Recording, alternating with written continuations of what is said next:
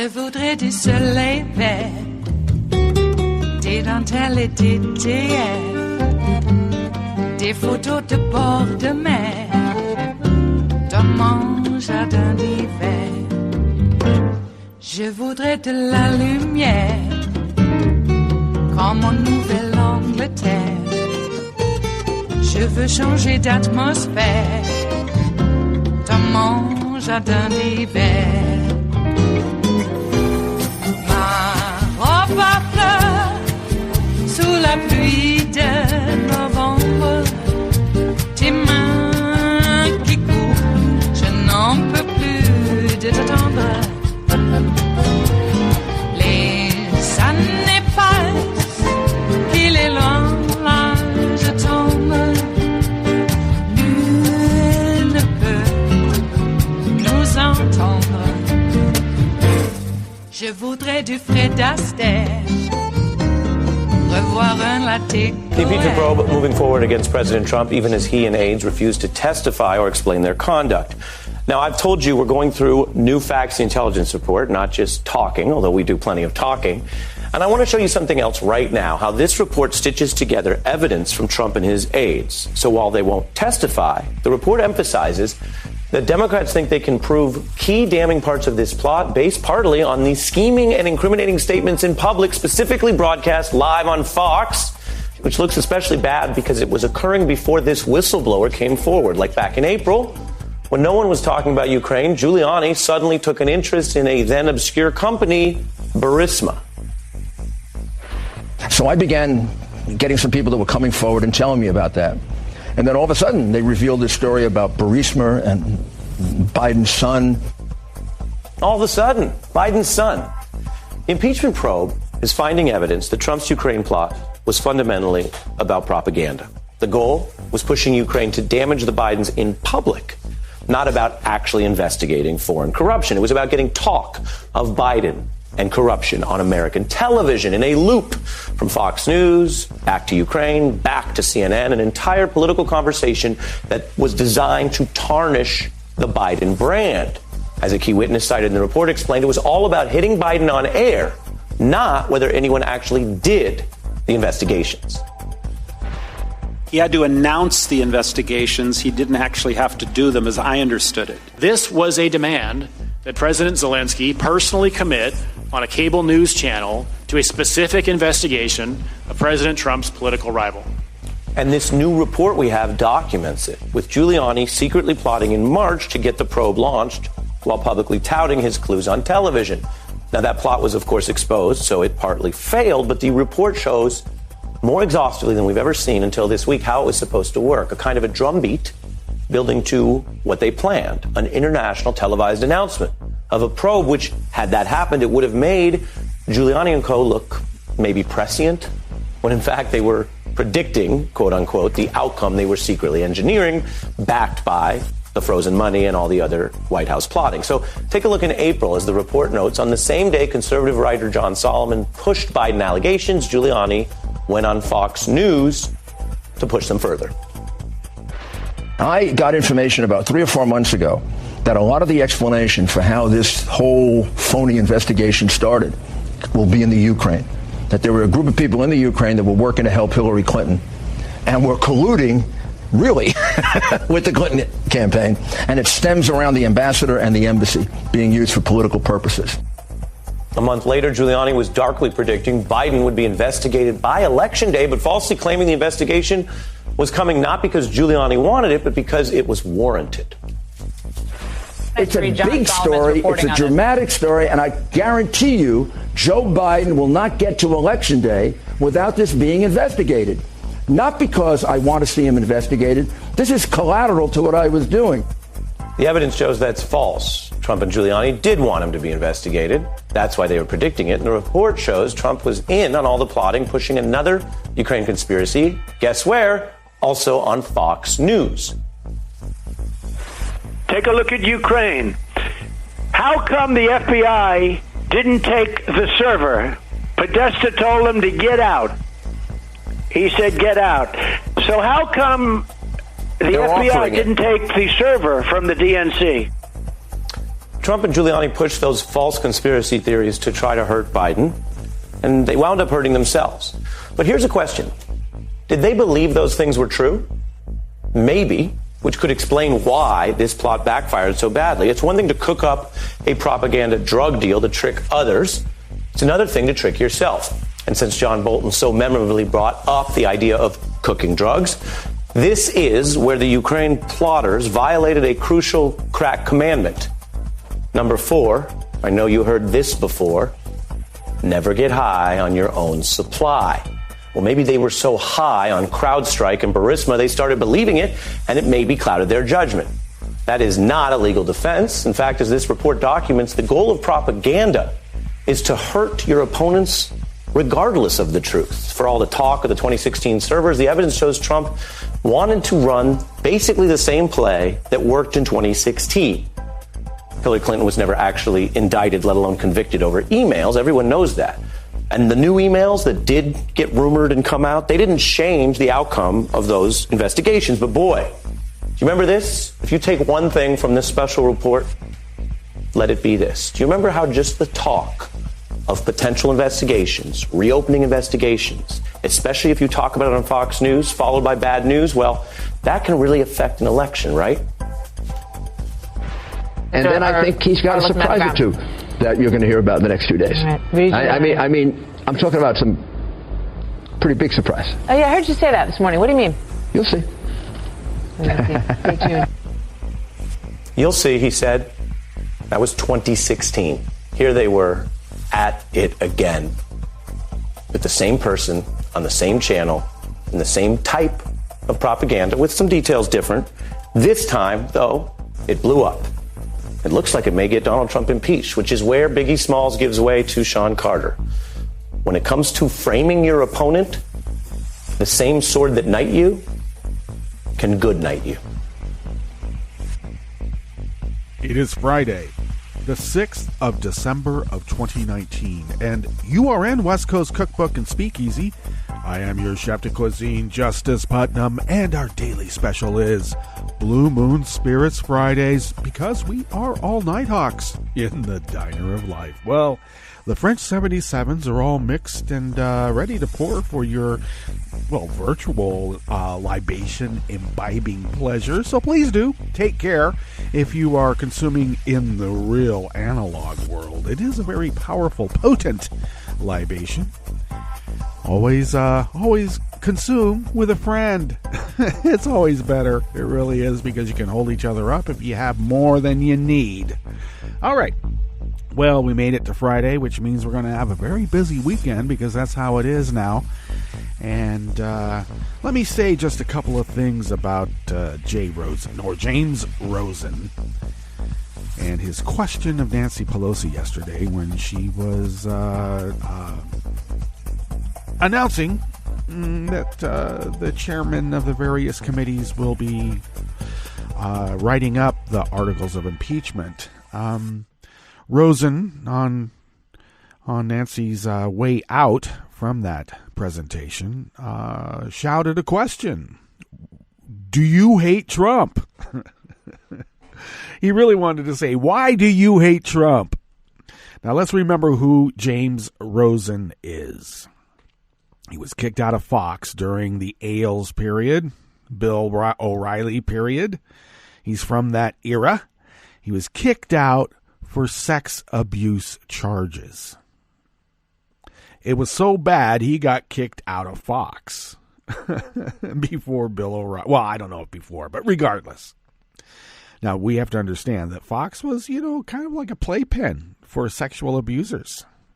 And it was all the way up at the top. Roger Ailes. Well, that's not all the way at the top. We got to remember Murdoch, too. Let's not forget that Philistine. Huh? What? Well, let's get back to the issue at hand with James Rosen. Shouted out this question, which is, basically the argument on the right. That's what I get from troll bots, Trump bros, Cult 45ists. You're only doing this because you hate Trump. Of course, you can't bring up the fact that, the previous president of the United States was never accepted as even being an American. He was a Kenyan. He was born. He wasn't even born here. Born in Hawaii, but that's not really America.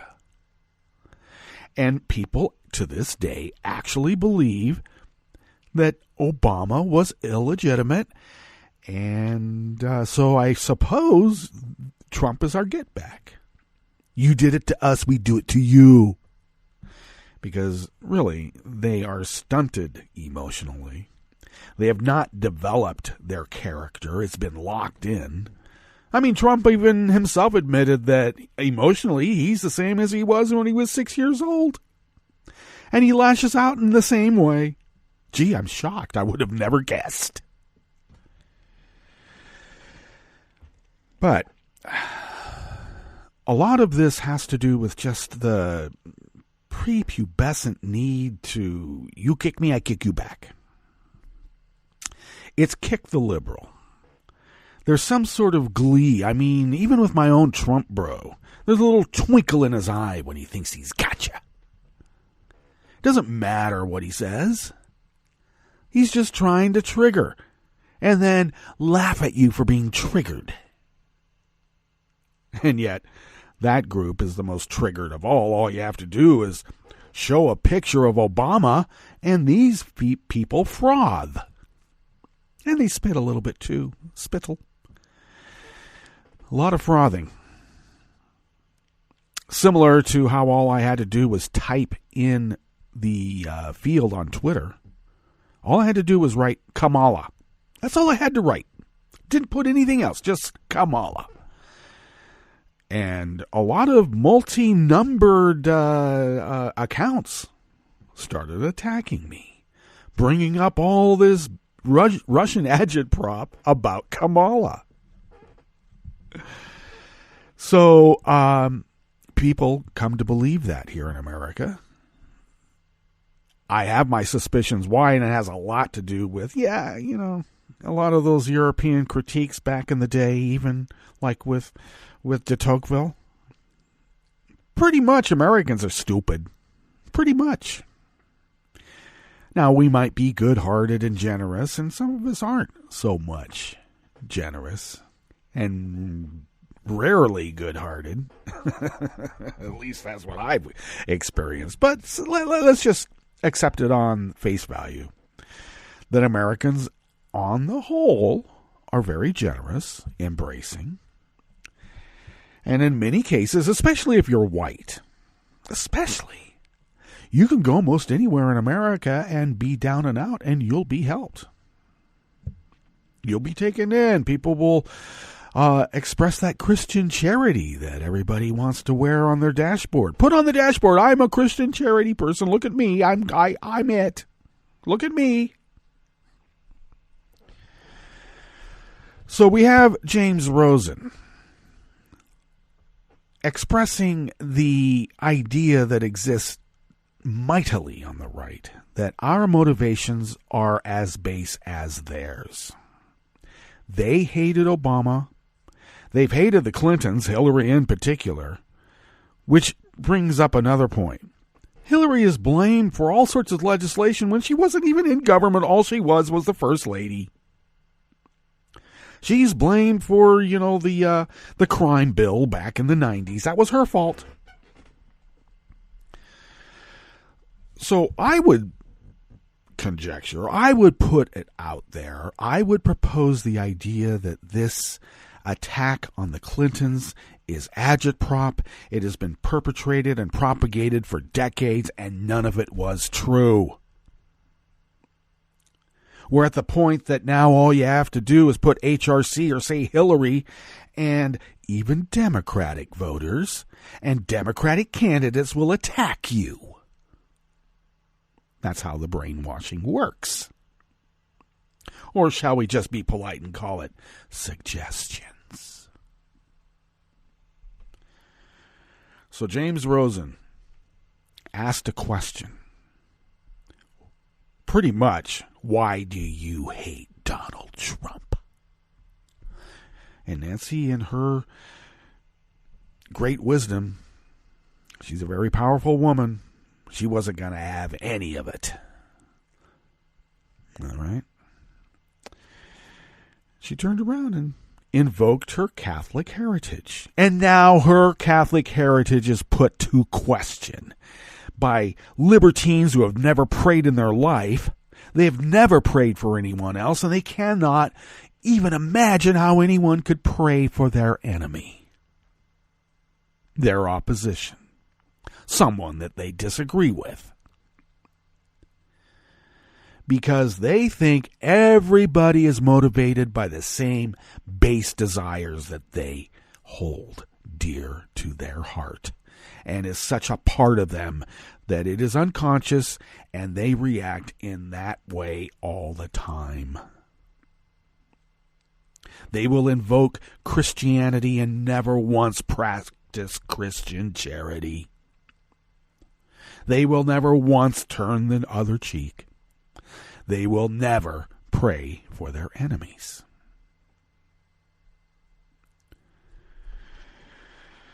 So now we have James Rosen out there. Oh, yes, once again, kicked out of Fox. And where did he land? Right there at Sinclair Propaganda. Now, it bugged me that Fox can be intoned on the cable network shows, but people won't say Sinclair Broadcasting. They are only one of the most powerful broadcasting outfits in America because, why? They bought up a lot of Christian church radio stations that are all local, that have a wattage that is just above micro. So they've cornered the local markets, and it is vast. And what else have they done? Because in the great wisdom of the Republicans, because they don't want any separations except brown kids from their moms and dads. They don't want a separation of industries so that they cannot, so as to prevent a consolidation and a monopoly. Sinclair Broadcasting has been able to buy up newspapers and television stations, as well as all of those church radio stations that they own, so that we have a CBS station locally here that is a Sinclair Broadcasting station locally. So we get all of the Boris stuff, and we get all of the Sebastian Gorka stuff, and oh, wow. And people see that, and is it any wonder that they do not understand what is the problem? Why are we blaming Russia for doing all these things? Why? The reason Russia is being blamed, and, I'm mocked on these Southern Oregon Facebook pages for even mentioning Russia. Apparently, if you read the court docket, if you read the list of depositions, if you read who's been indicted, who's been convicted, that is all a hoax. You believe the deep state. Those are all lies. That's how Russian agitprop works. Because if you argue against that, they just laugh at you. Oh, you've been brainwashed. Now, I'm hoping there's a lot of people out there who don't respond that look at the ridiculousness of the other side. How it doesn't make any sense. Russia invaded Ukraine. The first time a nation did that since World War II. Well, within reason. I mean, there's some other aspects that we could probably argue that it has happened. But this was a direct taking, very similar to the Nazi Sudetenland land grab. Very similar. The same excuses. And Russia was sanctioned. But let's remember, Donald Trump has been mobbed up with the Russian mob because the Sicilian mob won't give him any money anymore because he bankrupted 2 of their casinos.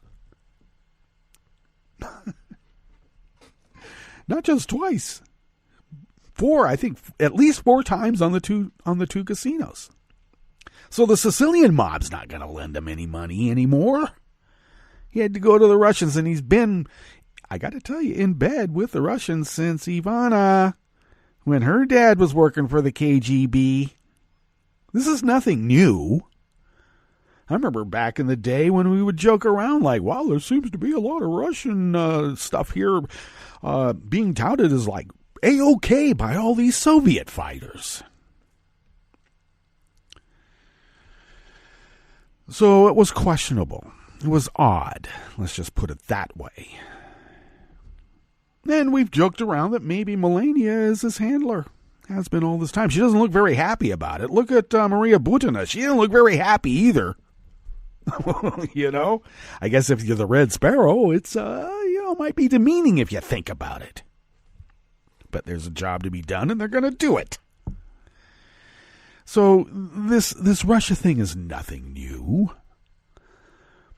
Trump was criticized about this before he even was kicked out of the Sharper Image. Okay, boomer. That's what I get whenever I mention history. Okay, boomer. So we can bring up the obvious, the recorded, the chronicled, and it is all suspect because that is what Russian agitprop does.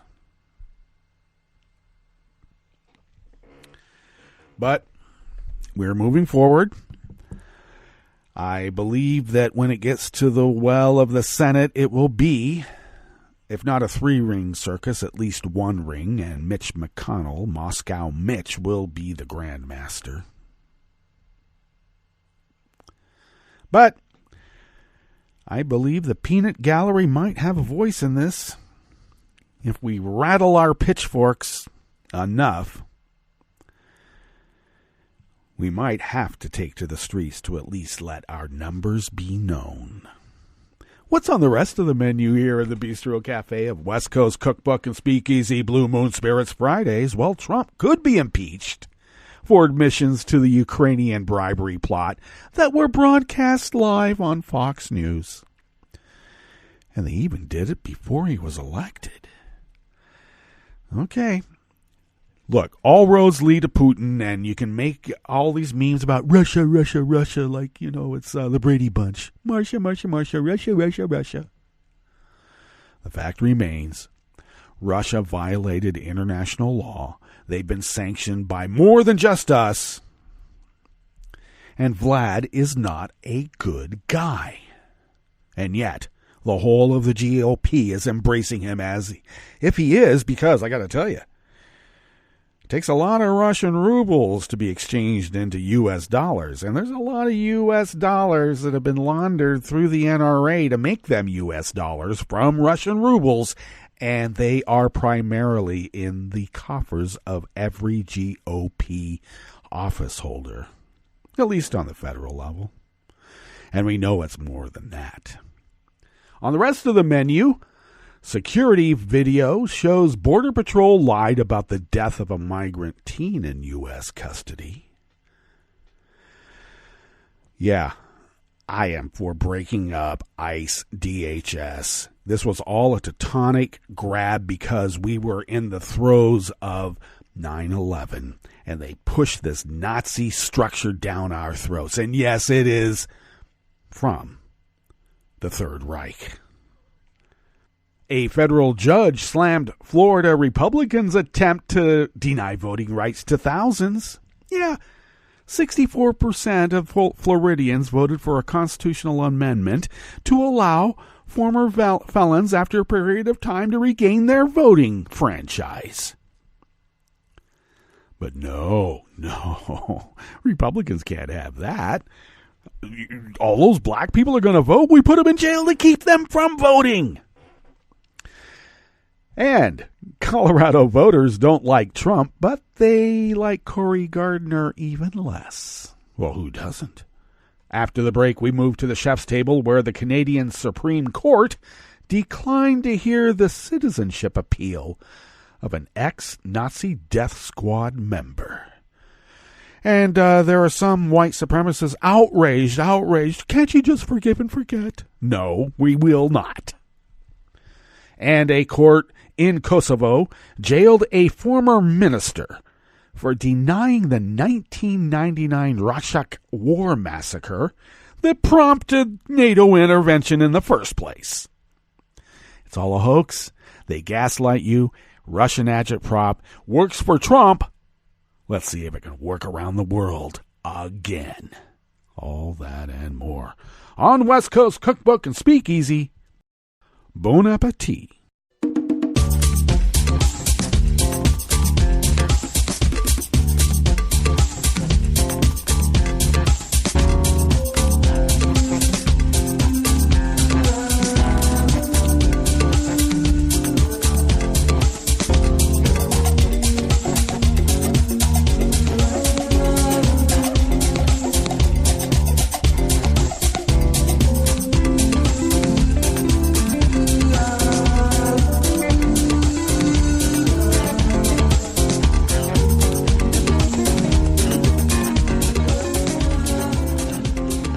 Bottom of our homepage at netrootsradio.com. To the rightish of the page is our chat room link, monitored by Kelly Lincoln. Thank you, Kelly.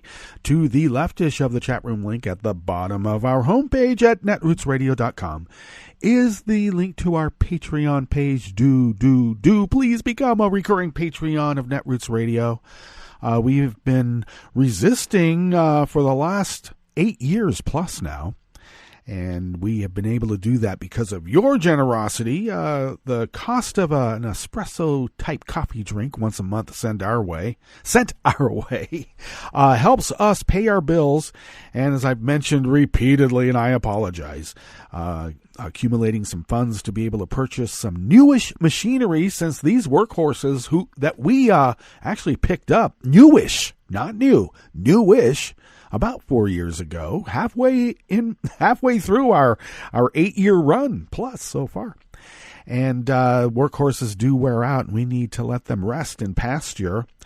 I spoke with Tom last night and looking at some various MacBook Pros to replace the broadcasting machine.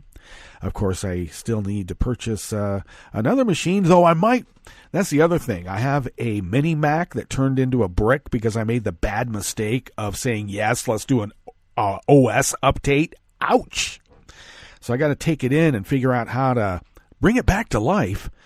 I could use that to replace the Dell. It's a desktop, of course, not a laptop. Well, you need a laptop that has a battery to be able to do the broadcasting, because when the power goes out, the laptop will keep working, even though it might not be broadcasting. It can pick up a signal and it continue running files, which we need. So all of that is behind the curtain stuff. I apologize, but we are on it, and I'm hoping by the end of January or sooner, we'll be able to purchase the machinery, the needed software, and everything loaded in, switched over, hopefully seamlessly, so you never even know that we switched from one machine to the other. Hopefully. Let's hope. So once again, thank you for your generosity in allowing us to resist as the founders originally intended all those many, many, many, many years, decades, almost an eon ago, even before they ratified the Constitution of the United States. That's how long it's been since we were given a mandate to resist. And we are, and thank you for allowing us to fulfill our civic duty. If you would like to follow Netroots Radio on Twitter, it is so simple. Go to @NetrootsRadio, and Tom takes care of that also, among many other things, as identifying some machinery that we can purchase to keep resisting as Resistance Radio. Oh, yeah. And let's see, if you would like to follow me on Twitter, that's very simple too. Just go to @JusticePutnam. Man spelled backwards, N-A-M. Alrighty. And I also post the show notes and links diary on Daily Codes about 10 minutes before showtime, and then get that out on social media so people will know, hey, there's a show. If you would like to follow the show on Twitter, you can do so @CookbookWest. And the most important of all, podcasts can be found by way of Spreaker, Stitcher, TuneIn, iHeart, YouTube, iTunes, etc., etc., etc. Alrighty. Well, before we begin here on this first offering in the Bistro Cafe of West Coast Cookbook and Speakeasy Blue Moon Spirits Fridays, I wanted to make mention that I had to take my mom to the doctor's yesterday. She's been feeling under the weather, and I think it's because of the weather. Fortunately, she's strong as an ox, and or some other animal that we could appropriate human behaviors to. Okay, we'll figure this one out. Maybe not an ox, but she's strong. So it wasn't her heart. I think it's just like general chill because of the weather and whatnot. But they did suggest that maybe she ought to get up and move around more, which I've been trying to do. But regardless, in our running around yesterday just getting to urgent care and then some chores or errands that we ran afterwards, I counted no less than a dozen, and maybe more, but no less than a dozen Trump Bro trucks with their Trump Bro Trump Pence 2020 flags, very big. Now, the trucks are all big, too. I didn't see anybody doing the roll smoke thing, where they make their diesel burn up all this black smoke and it fills the air because they want to kick the libs, right? So the United States flag on the driver's side, the Trump Pence 2020 flag on the left side of these big trucks. So over a dozen, maybe, and considerably more maybe, because I think they're scared about impeachment. I had my mom in the car, so I didn't, flip anybody off or, yell, "Hey, scared Trump bro? Are you scared? You look scared," which I would have done if Ma wasn't in the car. Because I don't want to put her in danger. You don't know what these people are capable of. I've seen it. I've seen what they're capable of, but I don't want that possibility to occur when Mom might be endangered. No. I mean, I'm the oldest. I'm supposed to be the good son. All right? So I won't put Mom in that danger. And I also don't want Mom to flip them off because, then I've got to take matters into my own hands. And, so Mom wasn't very happy about seeing it either. But fortunately, it was a cold day. We didn't roll down the windows and make any comments. Good thing. But it looks to me like they're very scared, and they are out in force to make themselves known. Oh, did I mention? Yeah, the guns in the gun racks. So you can imagine what they're wearing around their waist. They decide what is polite conversation now. Isn't that nice? They have the guns, and they keep reminding us that they do. So just remember, elections do have consequences, and we have to make sure that they're not able to game the election again with 70,000 votes spread out over 3 states. All righty, let's get into this first offering here in the Bistro Cafe. Wow, we're just burning up time. Eek. Well, this is by anonymous worker bees out of the Associated Press. Video showing a U.S. Border Patrol cell where a 16-year-old from Guatemala died of the flu shows the teen writhing and collapsing on the floor for hours before he died. The footage published by ProPublica calls into question the Border Patrol's treatment of Carlos Hernandez Vasquez, who was found dead on May 20th, as reported here at West Coast Cookbook and Speakeasy when it happened. According to ProPublica, Carlos staggered to the toilet in his cell in the middle of the night at the Border Patrol station in Weslaco, Texas, and then collapsed nearby. He remained still for more than 4 hours until his cellmate awakened at 6:05 a.m. and discovered him on the floor. The cellmate quickly got the attention of a Border Patrol agent, followed shortly by a physician's assistant who attempted a single chest compression. Police reports obtained by ProPublica say the physician's assistant quickly determined Carlos was dead.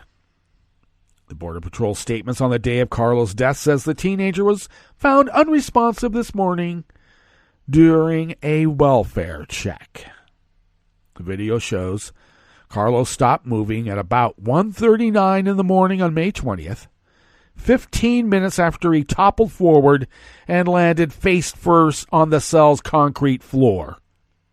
Border Patrol logs say an agent performed a welfare check at 2:02, 4:09, and 5:05 in the morning. It sounds to me like they checked it off afterwards. Dr. Norma Jean Farley, the forensic pathologist who performed the autopsy, told ProPublica that she was told the agent looked through the window but didn't go inside. The kid's just laying on the floor, no biggie. Photos by the police show a large pool of blood around Carlos's head.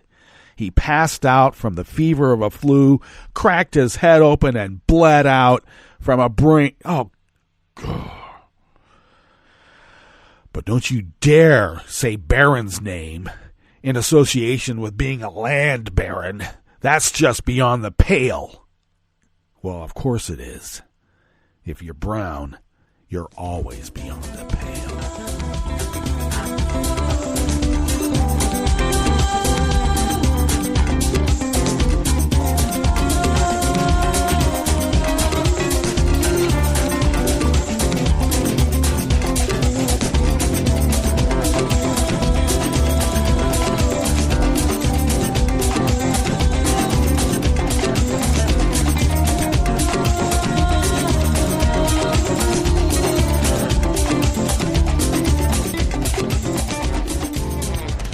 Offering here in the Bistro Cafe of West Coast Cookbook and Speakeasy Blue Moon Spirits Fridays is brought to us by Dan Desai Martin of the American Independent.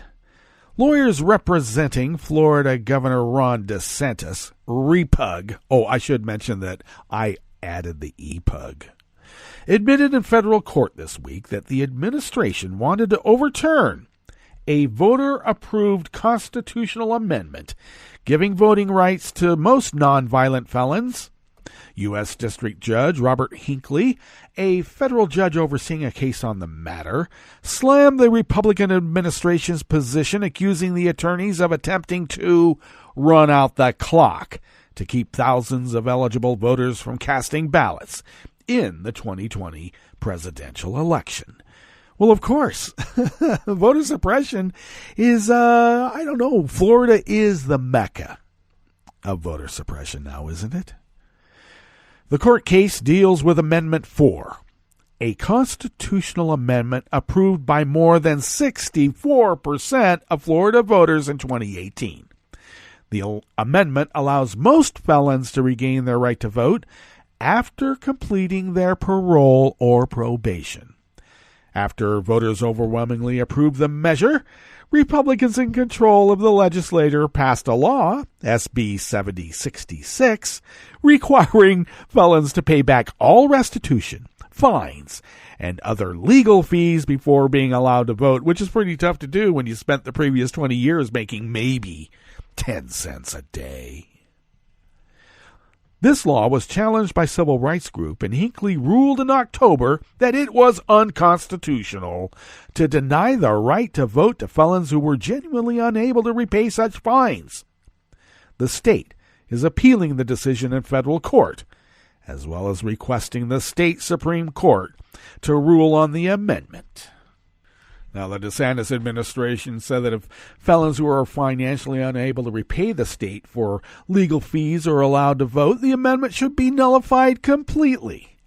And lawyers argued that if voters had known that these felons weren't going to repay everything, they wouldn't have voted for it. Well, the judge was unimpressed with Republican arguments and worried the legal appeals were endangering the voting rights of potentially hundreds of thousands of people.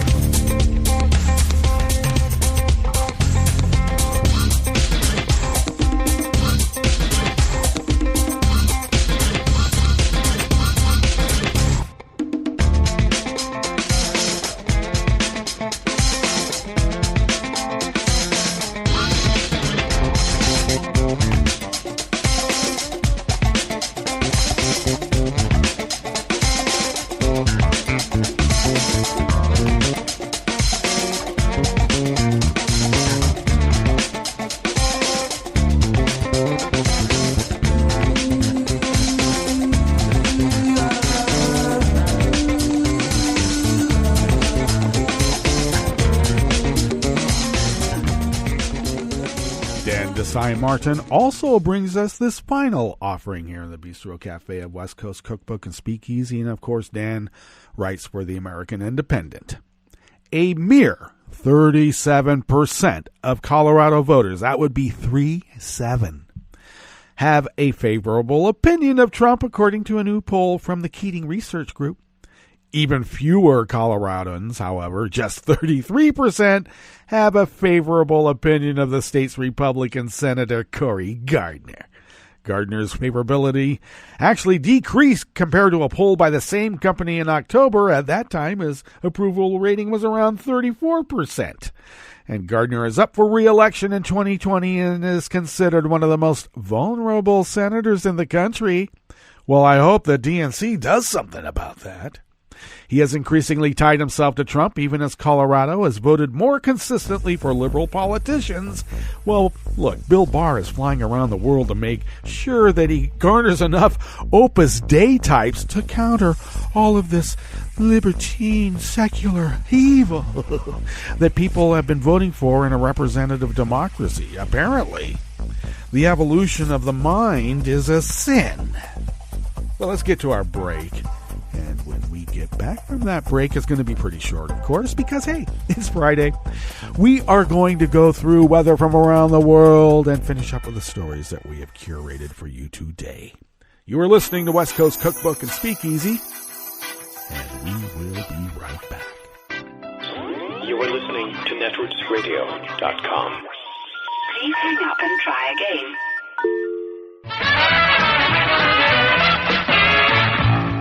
From a point at sea to the circles of your mind, a new force is at work for planetary transformation. New radio for a new Earth.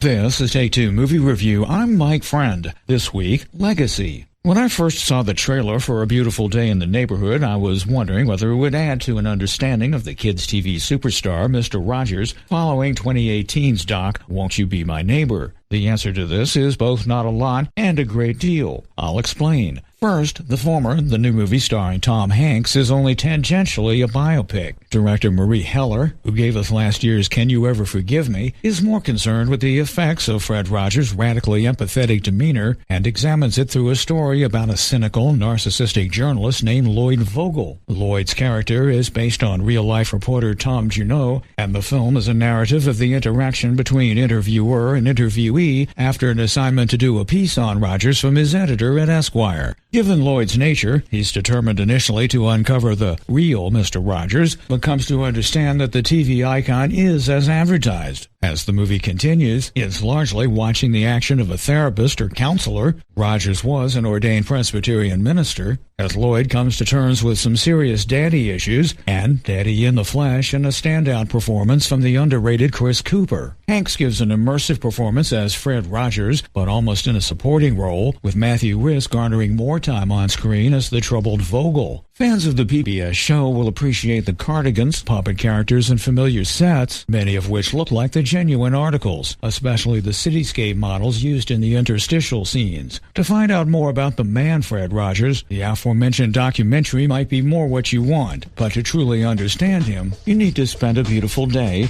or at least a couple of hours of one, in the neighborhood. This has been Take Two Movie Review. I'm Mike Friend. Catch up with us at take2moviereview.com and feed us back on our page on YouTube.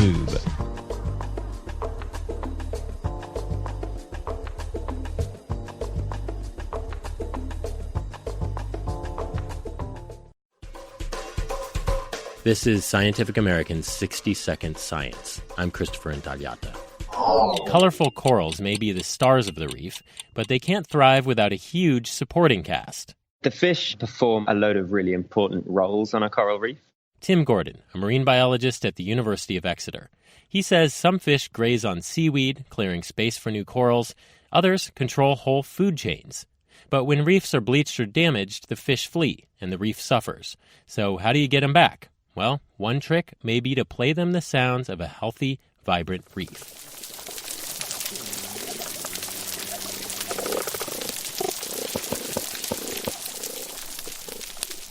Gordon and his colleagues played that symphony of snapping shrimp and whooping, hammering, croaking fish on underwater speakers for 6 weeks at a test reef built off the coast of Australia. And at the end of the trial, twice as many fish were living at that vibrant-sounding reef compared to identically built reefs outfitted with dummy speakers or no speakers at all. So fish from every level of the food chain, so herbivores and planktivores and omnivores and even predatory piscivores were all being attracted by this sound. The details are in the journal Nature Communications.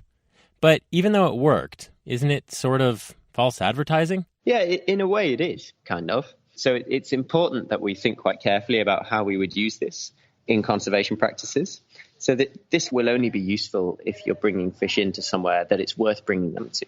Restored reefs, that is. But even if you can lure fish to reefs, it's worth remembering that even healthy coral communities won't stand a chance in overheated seas. Thanks for listening. For Scientific American's 60 Second Science, I'm Christopher Intagliata. I'm probably okay to have one more drink before I drive home. I'm probably okay. I open the window to stay alert. Probably okay. I just popped some gum in my mouth. Step out of the car, please. I probably made a mistake. Probably okay isn't okay when it comes to drinking and driving. If you see a warning sign, stop and call a cab, a car, or a friend. Buzzed driving is drunk driving. A message brought to you by NHTSA and the Ad Council. Hi, I'm Tom Hartman, and since you're listening to netrootsradio.com, show your progressive side and go to the donate button on the bottom of the homepage. It's progressives like you who power Netroots Radio and keep the progressive message beaming everywhere 24 hours a day. Just go to our donate button at the bottom of netrootsradio.com. Thank you for keeping progressive radio at full power.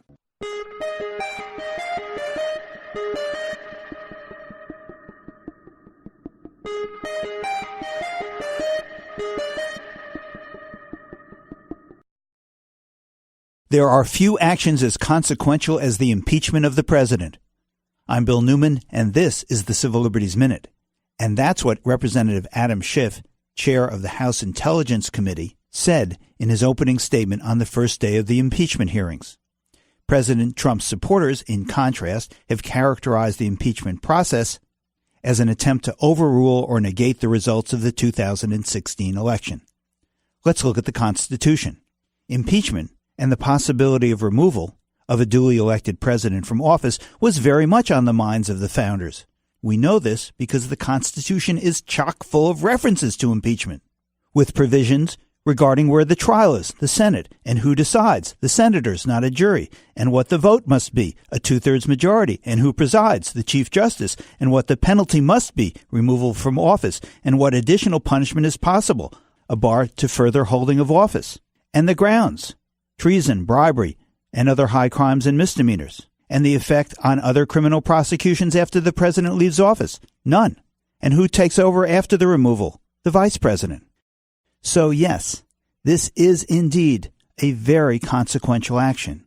But no, the founders did not view the process as overruling an election. The Civil Liberties Minute is made possible by the ACLU because freedom can't protect itself. I'm Rick Smith, and this is Labor History in 2. On this day in labor history, the year was 1897. London became the world's first city to license motorized taxi cabs. More than a century later, cab service has seen many changes. Today's taxi drivers are an important sector of workers trying to win union recognition. The National Taxi Workers Alliance, organized in 2014 in New York City. It is affiliated with the AFL-CIO. Traditionally, each taxi cab driver in the U.S. has been classified as an independent contractor. This means that a taxi driver union could not appeal to the National Labor Relations Board for recognition of its right to represent workers. But this didn't stop the determined taxi cab drivers. They organize their union anyway. Being a cab driver is extremely difficult. Workers are often on the streets for long hours a day, 6, sometimes 7 days a week. The U.S. Department of Labor labels taxi driving as one of the country's most dangerous professions. Taxi workers are forced to buy the fuel that they use and pay high lease rates for their vehicles. Most taxi workers also must lease medallions, which are the permits required for cabbies to pick up passengers. As independent contractors, the taxi workers are on their own to buy health insurance. Jamal Hussein, a National Taxi Worker Alliance member and taxi worker, said, "All the risk is ours. If gas prices rise, we earn less. If it's a slow day, we earn less. But the company gets its money no matter what." Taxi drivers now have to deal with the growth of ride-sharing services such as Uber. These ride-sharing services do not have to meet the same regulations and safety requirements as taxi drivers. Organizing drives have spread to other cities. In Chicago, AFSCME has helped to lead a series of cab driver actions. Like what you hear? Check out more at laborhistoryin2.com.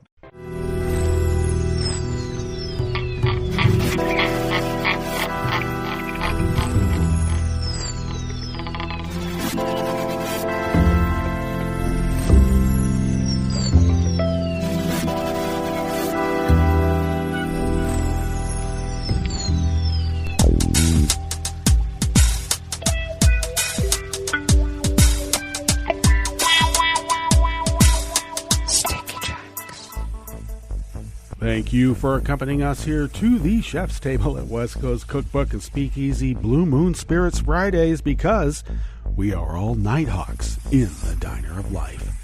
We always begin, whether from around the world, along the banks of the Rogue River and the Rogue River Valley of Southern Oregon on the west coast of the continental United States of America, where it is currently 36 degrees Fahrenheit.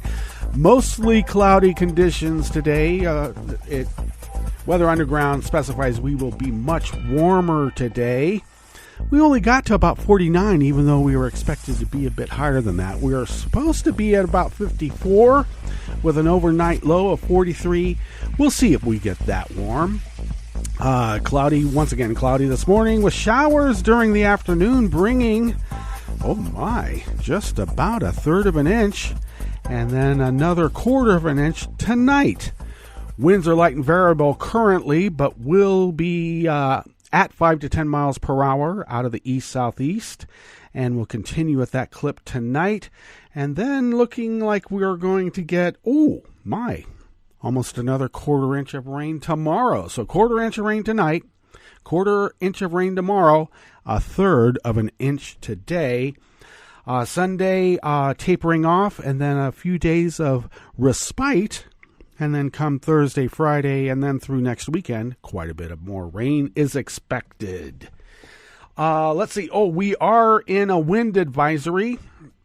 My protected little valley here, where the mothership resides, is rather protected, so that 5 to 10 mile per hour clip is stiff enough, but we may be getting gusts considerably higher than that. Pollen is rated at none. That air quality index is moderate, come down precipitously from the 140 or whatever it was parts per million yesterday. Oh my God. But it's still not good for those with breathing problems at 63 parts per million, though the daytime UV index is low at 1. Barometric pressure is falling at 29.91 inches. 29.91 inches. I'll get it out. Visibility is down to 7 miles, and relative humidity is at 93%. Weather from around the world is brought to you by people's personal weather stations that they purchased. These people planted these purchased personal weather stations somewhere on their property, and these people positively live around the world. All right, London is 54 and mostly cloudy. Paris is 42 and cloudy. Rome is 58 and sunny. Kyiv is 35 and fair. Kabul is 40 degrees with a lot of smoke still. Hong Kong is 57 and fair. Tokyo is 45 and cloudy. Sydney, Australia is 67 and partly cloudy.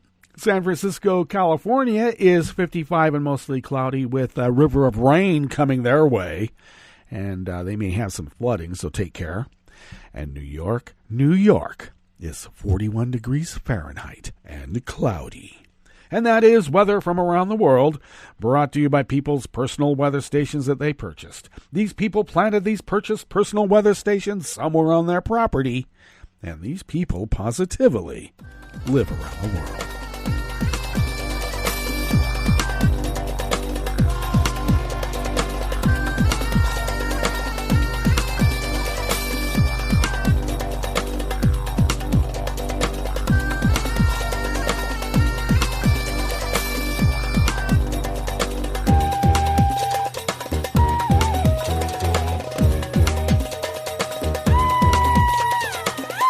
Moira Warburton of Reuters brings us this first amuse-bouche here at the chef's table at West Coast Cookbook and Speakeasy, Blue Moon Spirits Fridays. The Supreme Court of Canada declined to hear the appeal of an ex-Nazi death squad member to restore his Canadian citizenship, which was revoked after the Canadian government learned of his wartime activities. Helmut Oberlander, aged 95, was born in Ukraine and became a German citizen during World War II, serving first as a translator for Nazi death squads and later as an infantryman in the German army, court documents state. He was found to have significantly misrepresented his wartime activities Canadian immigration and citizenship officials when he applied to enter Canada in 1952, according to the Supreme Court's case summary. He obtained Canadian citizenship in 1960 and was initially stripped of it in 1995 after the Royal Canadian Mounted Police began an investigation into his involvement in war crime.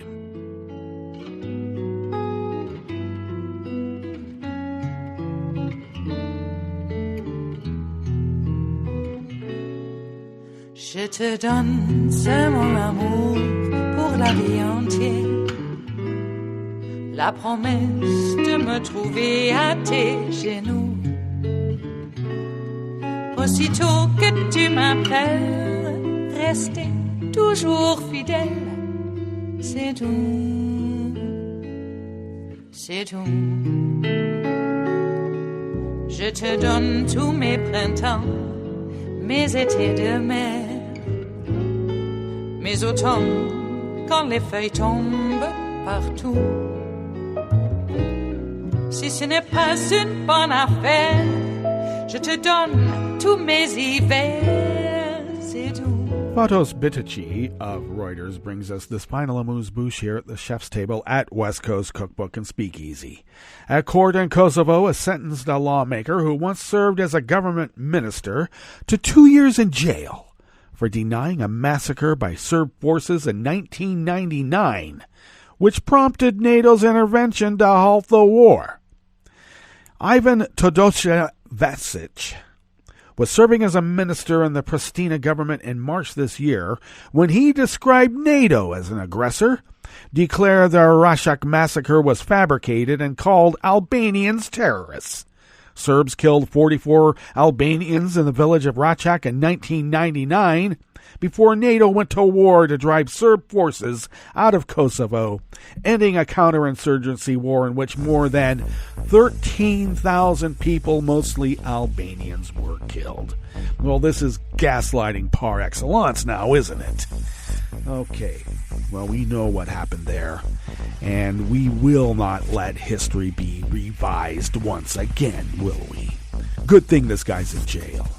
All right, that brings us to the end of our broadcast period for the day and for the week, but you do know we're going to meet up on Monday for River City Hash Mondays. So do stay tuned to Netroots Radio all day and all night for all the breaking news as it breaks.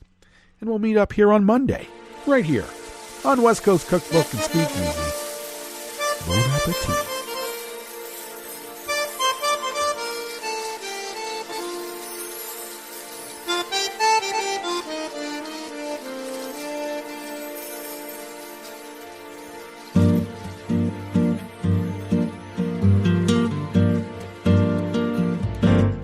Je voudrais du soleil vert, des dentelles et des théâtres, des photos de bord de mer, dans mon jardin d'hiver. Je voudrais de la lumière, comme en Nouvelle-Angleterre. Je veux changer d'atmosphère, dans mon jardin d'hiver. Robe à fleurs, sous la pluie de novembre, tes mains qui courent, je n'en peux plus de t'attendre. Les années passent, qu'il est loin, là je tombe. Nul ne peut nous entendre. Je voudrais du Fred Astaire, revoir un latte Goël. Je voudrais toujours te plaire, dans mon jardin d'hiver. Je veux déjeuner par terre, comme au long de golfe clair, t'embrasser les yeux ouverts, dans mon jardin d'hiver.